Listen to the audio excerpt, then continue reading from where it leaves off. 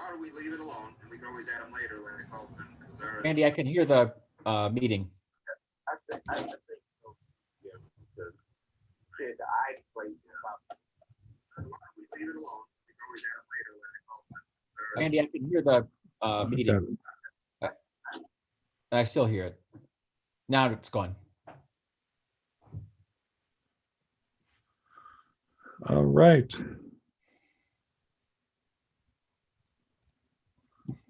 You ready, Bill? I am ready. Off we All go. right. Welcome to another session of Blue Island 101. My name is Randy Heuser. Along with me is Bill Farrenwald. Today we'll be discussing the John D. Rita Rec Center and the Meadows Golf Course. And as usual, we are monitoring the YouTube channel comments and Zoom chat. So if you have any questions during the session, please feel free to type away and we will do our very best to answer the questions that you have during the session. So I guess I'm going to lead off here with a little information about the John D. Rita Recreation Center. And for those of you who are not familiar with it, it is located in the California Gardens area of Blue Island, and the address is 2805 West 141st Street. The city annexed the California Gardens subdivision in the mid-1900s, and the rec center was built after a need for recreational services was identified for its residents. And if I'm not mistaken, the Gardens was not part of the Blue Island Park District service area initially. It was Mayor Withers that started building the rec center, and unfortunately, while under construction, there was a tremendous storm that came through and blew down the newly constructed walls before they could be permanently secured, and causing lengthy and costly construction delays. So it wasn't until after John Rita Sr. became mayor that the project was able to be completed. In any event, after years of city ownership and programming, the facility was leased to a local resident who wanted to run a program through there. Ultimately, the city regained control of the rec center, and using TIF dollars, that's a way of spreading some tax dollars around in a constructive way, renovated it and brought back into service and is currently being operated by a joint effort with the Blue Island Park District. The rec center offers a number of programming services, including the community gardens that are there, Boy Scouts and Girl Scouts, morning walking club, board games, adult pickleball, open gym, senior games, dodgeball, organized youth basketball, organized youth soccer, a free chess club, family paint nights, and art classes. And if you'd like to know more about, have more information about the rec center, you can contact Bob Jackson, who runs the rec center. His number is 708-926-2050, or his email address is bjackson, like Bob Jackson, at cityofblueisland.org. And if you'd like to know more about any of the other Park District programs, contact Josh Edwards of the Blue Island Park District at 708-388-6421. And it would be J. Edwards, like Josh Edwards, at blueislandparks.org. And those are some resources for you if you want to looking for some good recreational opportunities. And there's another one that Randy's going to tell us about. So yeah, the Meadows Golf Club, Meadows Golf Course, is located at 2802 West 123rd Street. It's an 18-hole golf course that was built by the city of Blue Island in 1994 on an old landfill. Before it was a landfill, it was home to Illinois Brick, where they produce common brick. Those are the bricks that you see on the tan color bricks you see on the side of the house and in the back of the homes. The soil in the area has a lot of clay in it, which makes it perfect for making bricks. I can remember when I was a kid, actually, property south of 123rd had already been filled in, but the property on the north side was just a big open hole in the ground. It was definitely a kind of place to go climb around and get and have fun if you didn't get caught by the guards, or occasionally they might even shoot at you. This was in the late 60s, early 70s, actually. All right. They had shotgun shells that were filled with salt. You'd hopefully get you in the leg and make it so you didn't come back. Now you couldn't do that today. No. Anyway, over the years, the course has been a pretty decent course to play. I play on it. I'm in a Wednesday afternoon men's league, and it's kind of fun. They host many outings a year, and in leagues throughout the season. There are full practice facilities, including lighted driving range, and practice putting green, a golf shop, snack shop, and a sports bar. The transformation from an old landfill to a golf course has many benefits to an urban community. And this is one of the reasons that they built this back in the day. It provides a wildlife habitat. It protects topsoil from water and wind erosion. It improves community aesthetics, absorbs and filters rain, and improves health and reduces the stress for a lot of golfers like myself. Sometimes it adds stress. Improves the air quality, and it captures runoff and cleanses runoff and and water runoff, and it discourages animals and pests and whatnot from the mosquitoes and ticks and whatnot. And again, it restores damaged land, and it makes a substantial contribution to the community's economy too.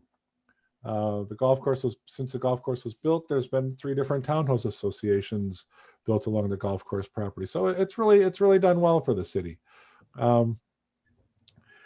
There's people that aren't golfers that don't think that it's worth having around, but it really does a good job. And up until recently, it hadn't been paying for itself, but it has been the past few years. So It also, just is in a spot that there's not a lot of options for what we could do with the land because it is basically a landfill site.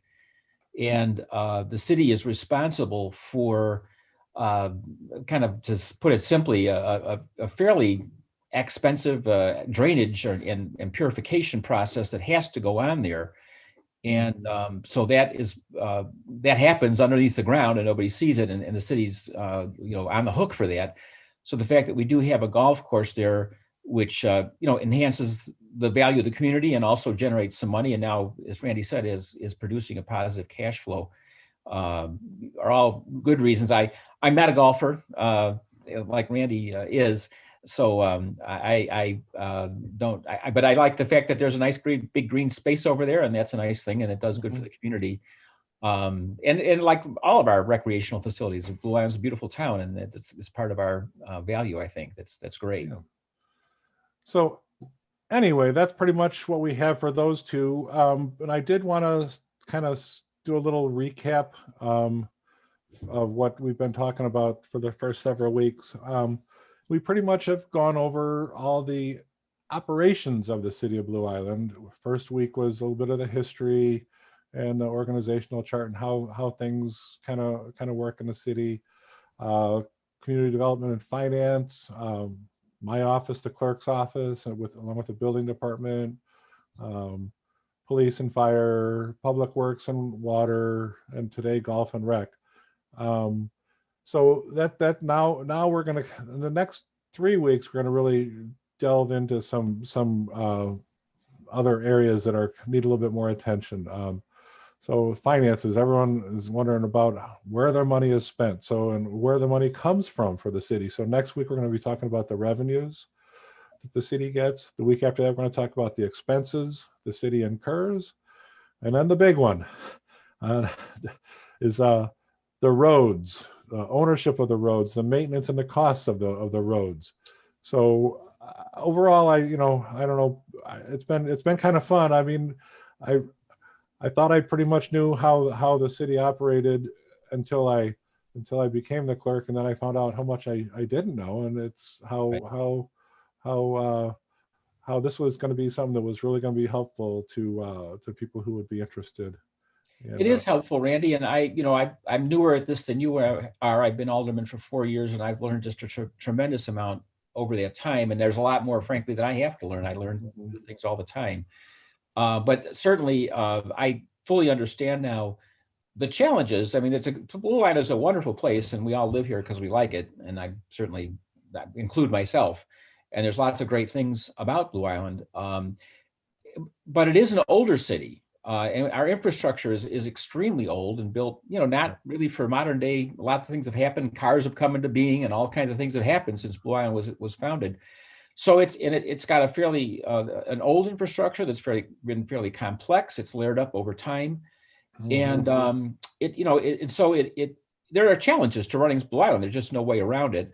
And that's the challenge is how we meet those challenges. And it's important that all that be taken care of properly. And it's sometimes a little difficult to explain. So Randy, I'm glad you've done this because it's been nice to lay this out for folks. Well, and I'm sure, as time has gone on, people have heard that there's an election coming up, and I am doing this partly because, I'm running for mayor and Bill is going to be running for alderman again. And we really want to be open and transparent about what we feel needs to be done for the city. So this will be taking a turn towards politics next year, but more so about what we think needs to be done over the course of the year. So the next few years. So anyway, and I'd say, as part of that, we're really delighted to have the opportunity to hear, your comments as we move through this, and we're needing more ideas. We don't have all the good ideas. Absolutely not. So we're looking for good ideas, and we're hoping we'll get some of them through this. And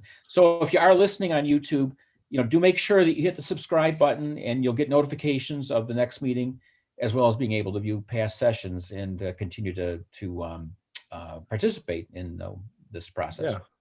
So I don't see any questions on either YouTube or on the Zoom. So I guess we'll have this be a short one for today. Thanks for listening. We hope this has been an informative session for you, and we look forward to seeing you again in the next